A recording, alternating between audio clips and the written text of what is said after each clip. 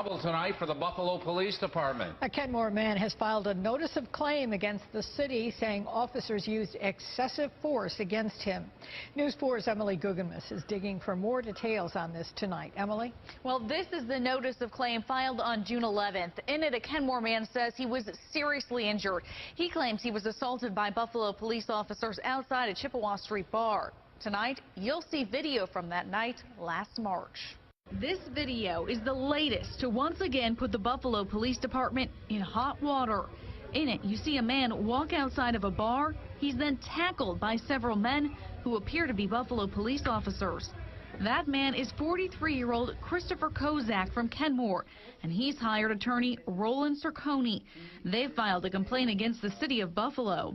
Assault and excessive force, assault, battery, and excessive force against my client. I cannot charge them with false arrest and malicious prosecution because they didn't even charge my client. Cerconi says the attack happened on St. Patrick's Day right outside Bottoms Up Bar on Chippewa. Kozak had just left the bar after witnessing a skirmish. He was not involved. He ended up walking outside of Bottoms Up, turning around to look for his girlfriend. As you could see from the video, he was in a non-threatening, non-worrisome manner as he walked out when he was bum-rushed by the police. Cerconi says Kozak frequented Bottoms Up because his brother owns a neighboring bar. He recognized the officer who wrapped his arm around his neck and took him down to the ground. My client knew Robert Eloff. He had actually worked security for my client's brother at 67 West and at Bottoms Up, so he was very familiar with him. If that name, Robert Eloff, sounds familiar, it's because we've told you about other complaints made against Eloff. He was working off-duty at Molly's Pub on May 11th, the night a patron was shoved down the stairs and suffered a brain injury. Eloff is suspended while Buffalo police investigate his conduct, including whether he attempted to destroy evidence. The other allegedly happened at the St. Patrick's Day parade, when a woman says Eloff stopped her from shooting video by knocking the phone from her hand. Eloff isn't named in the most recent claim, but Cerconi says he will be named when they file suit. These are pictures Kozak took after the attack, showing bruises on his body, his face swollen and bleeding. His attorney says, along with the physical pain, Kozak has been traumatized by the ordeal. He was tackled into the street by numerous officers. As you saw, he was grabbed from behind. He was kneed several times. He was not resisting arrest, as you could see from that video.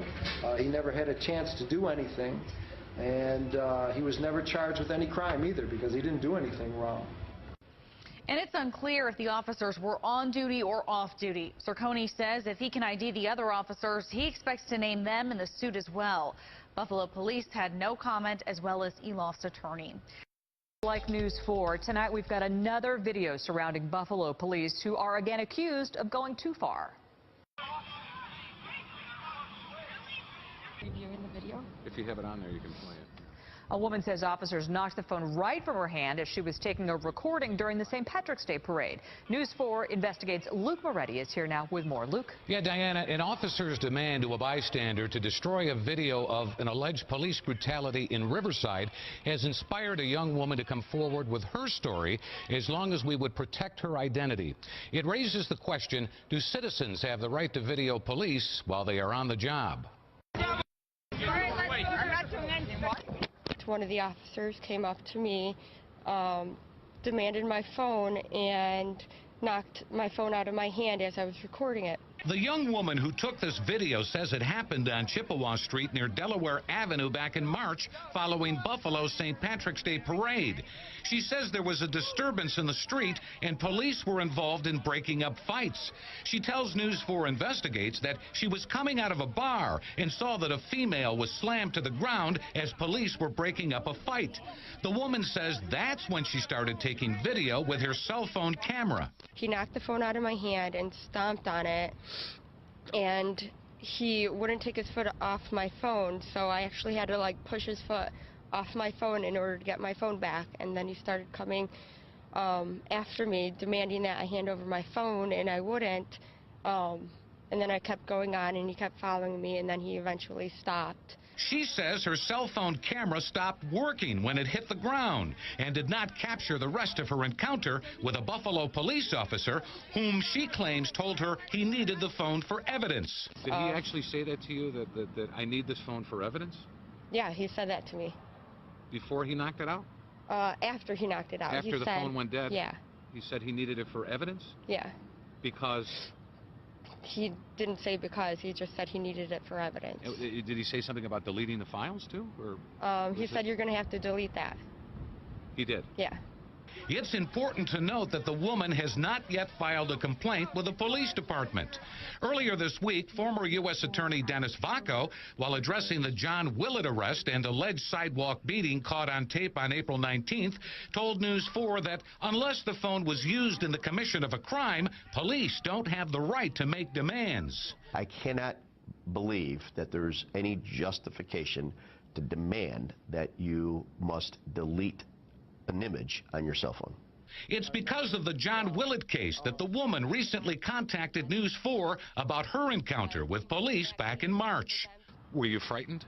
I was scared. The officers are supposed to be protecting us, and for him to disrespect me like that it's scary. Buffalo Police Commissioner Daniel Dorenda declined to view or comment on this latest video, but he did speak generally about citizens taking video of police. The public can videotape police officers doing their duties as long as they're in a public domain or in a private, on their property, but no, they should not be deleting files, grabbing phones, no. Commissioner Dorenda says if by chance a camera captured a crime and needed to be taken for evidence, there are proper procedures in place, and officials are updating their police training to make sure that every officer is now aware of the rules. Luke Moretti, News 4.